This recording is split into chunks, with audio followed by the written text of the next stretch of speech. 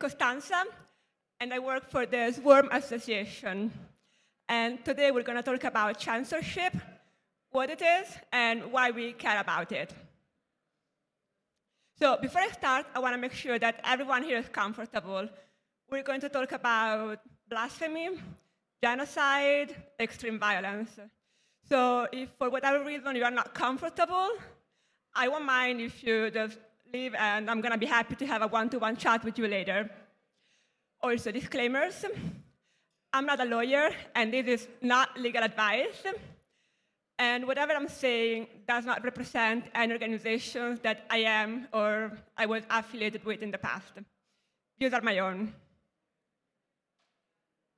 So we're going to have a look at the philosophy of the interplay between censorship and freedom of speech. We're going to look at the legal elements of censorship, how it happens.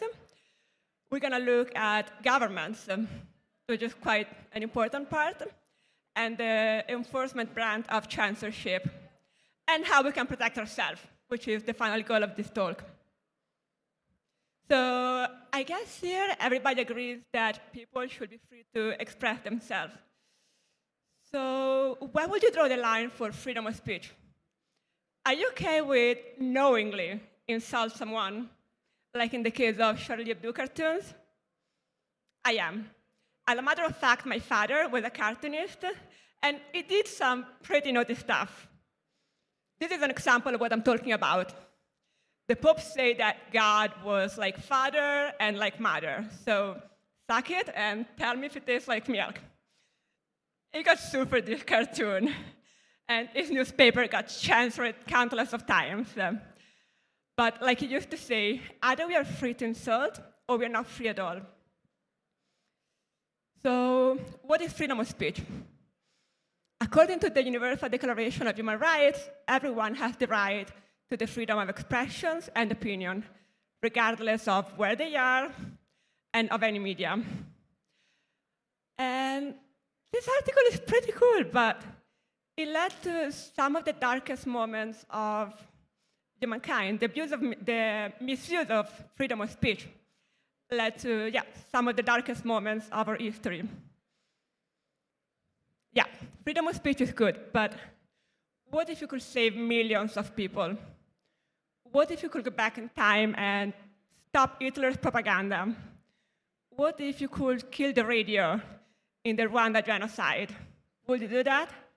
Because that's the real question.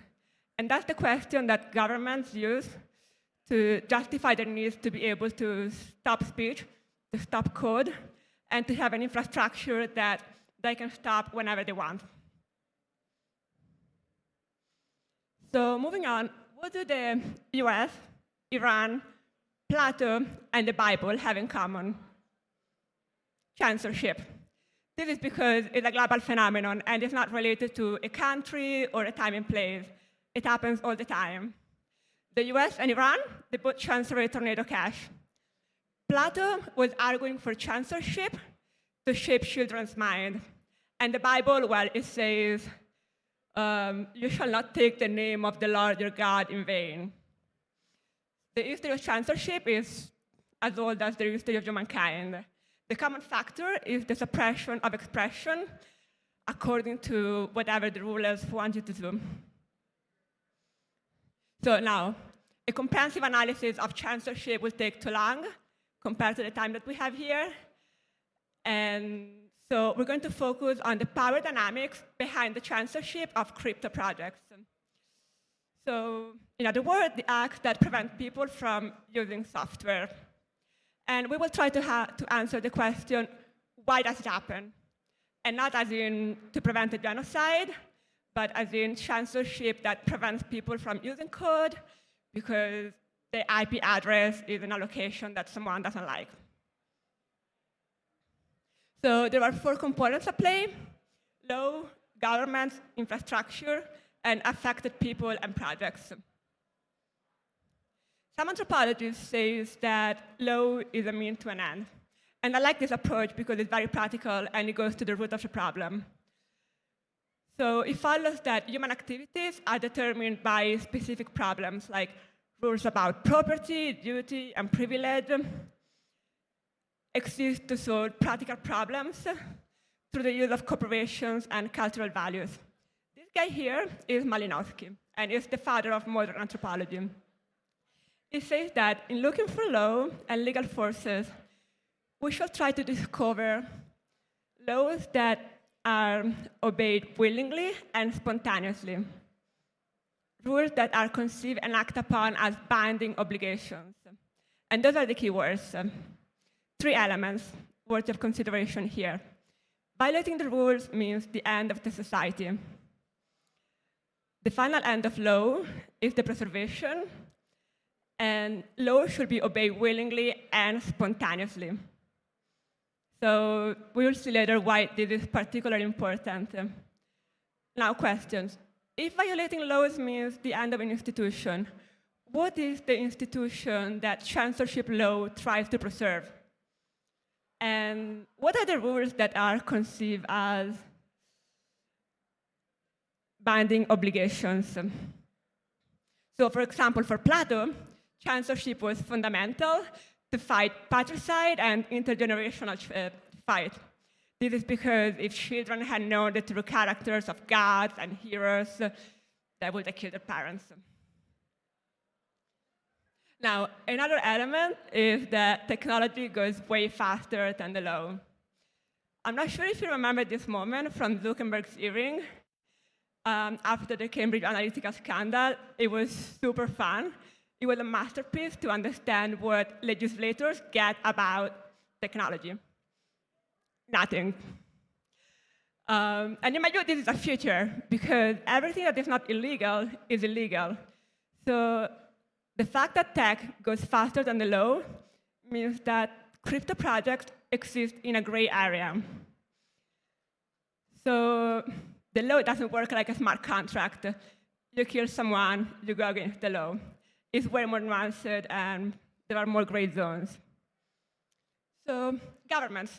This is how governments think that society would be if there was complete censorship. So why and how do they do that? The official explanation, like we saw before, is saving society and fighting terror in any of its forms.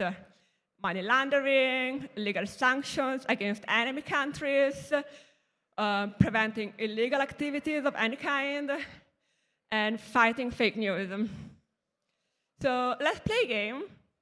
Here at Denver, we are in an amazing bubble. Let's get out of here, and let's try to step into the shoes of a fictional character. The year is 2024. Our name is Simo Skinner, and we are faced every day with new challenges. The world has evolved, and things like borderless, financial freedoms, central authority, have access to knowledge, have very different meanings than what we're used to. And all those new things like Web3, cryptocurrencies, are a daily pain in our ass. They have extravagant narratives like permissionless, borderless, anonymous, no central authority, cyberpunk, lunar punk, cosmic punks. We don't understand much about it. They preach freedom from central authority, but there be society without a central authority? How would that work? So what do we do when we face a challenge? We either fly, freeze, or fight. And since we cannot go to Mars yet, we fight with a tool at our disposal. So we censor the code. Now, censoring my father's newspaper was very easy. Whenever I was going to fire, the police will go to every news agent in the country and will take the copy off the market. And that was a big win for him, because the police was super slow. So by the time they would go everywhere, it was already sold out. Freedom of speech 1, censorship 0. But internet censoring in a centralized world is different. It requires cooperation from institutions and infrastructure organizations. So now we're going to analyze those. This is because, first of all, an analysis of censorship on a specific country will be legal advice, but it would also not offer us enough understanding of what is actually going on. So in order to protect crypto projects, it's more helpful to abstract and look at the actors involved in enforcing the sanctions. So making censorship happen.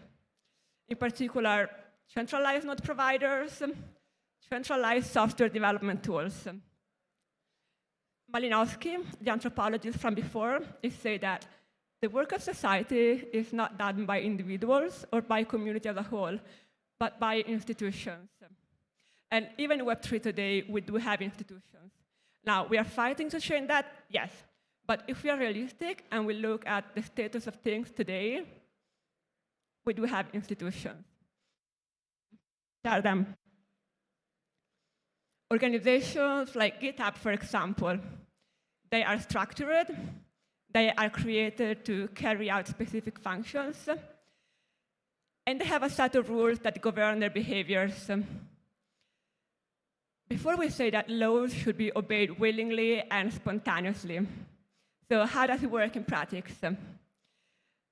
Those institutions comply with censorship orders, and their actions have a snowball effect to everyone that is within their sphere of power or influence, projects or people that rely on them. And by taking down codes or by preventing IP addresses with interacting with them, they are today's censor and the enforcement body of censorship. So let's see how it works in practice. Now, freedom and control is not like black and white. It's on a spectrum. And so we can see how they interact. On the extreme left, we have total freedom. On the extreme right, total censorship. Now, if we match the picture with a society where there is a rule of law that censors some code, we need to understand how those interact. So on the extreme left, again, we have total non-compliance. Extreme right, over-compliance, which is when institutions go far and beyond what they're asked to. And somewhere on the right, we have perfect compliance. Now, here, in perfect compliance, closer to the right side of the spectrum, we have a dual class of citizens. Some people have the right to use the code, some other people don't. Who belongs to each class is decided by governments. Spoiler, people in the country are normally first-class citizens, while people in other countries with other addresses are second-class citizens. So someone might argue that by censoring that bit and complying that bit, the infrastructure still gives the majority of people access to the code and to the tools. And it is what, for example, GitHub declares to do. We might need to block content if we receive a complete request from government officials, so that our users in that jurisdiction can still have access to the platform. So here, the government acts as the legislative body, and the platforms act as the enforcement body. If we go to the extreme right, we have over-compliance with censorship laws. That's the case when, for example, there is no specific sanctions against a country, yet people with IP addresses associated to that are prevented from interacting with the platform. And we still have dual-class citizens. But now, this time, who decides who belongs to this class is decided by the platform, the infrastructure. So here, they vest themselves of judicial and executive power, which is a bit worrisome, if you ask me. Now, the more we move to the left, the more we have non-compliance, and we have more freedom of speech.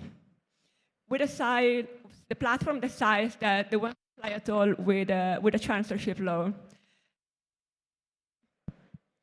They give them, everyone freedom of speech. The problem is that they put themselves at great personal risk to be incarcerated, to go to jail, to be deemed as terrorist organizations, because those are the questions and the trade-offs that platform providers have to do. So we're almost over. We've seen the three forces behind censorship. law, government, and infrastructure. And we also saw the interplay between freedom and compliance and the trade-off that centralized platforms have to consider. So will a crypto project be censored? That depends on two questions. First of all, how much do government officials, governments, bureaucrats feels like you are threatening them, you are threatening the society? Do they understand what you're doing? Do they understand your reasoning?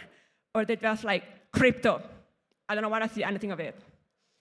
And the second question is, what's the risk appetite of the centralized platforms that you rely on? So where does this leave us as the builders that rely on those institutions? I want to be optimistic and see a positive path emerging. The more we decentralize the infrastructure layer, the more it becomes resilient to censorship, and projects can decide for themselves where to be on the spectrum. While one block censoring is still one block too many, as of like last week or 2 weeks, the number of Ethereum blocks that were censoring IP addresses was decreasing. So there is a positive path emerging. And we do have tools at our disposal. So instead of relying on centralized platform, instead of relying on AWS and GitHub, you can use the centralized platform like Swarm that will allow to let you decide for yourself where to be in the spectrum we saw above. Because the thing is that overall, each one of us has a different perspective. Each one of us has different considerations, and the trade-off is not the same for everyone. So you should be able to decide where to be for yourself on the spectrum. Some may want to fight from within with the code and want to comply. Some others want to fight with code. Above all, it has to be a choice, and it is a choice. And finally, this is legal advice. Get yourself a shadowy super lawyer. So those are my contacts, and thank you so much.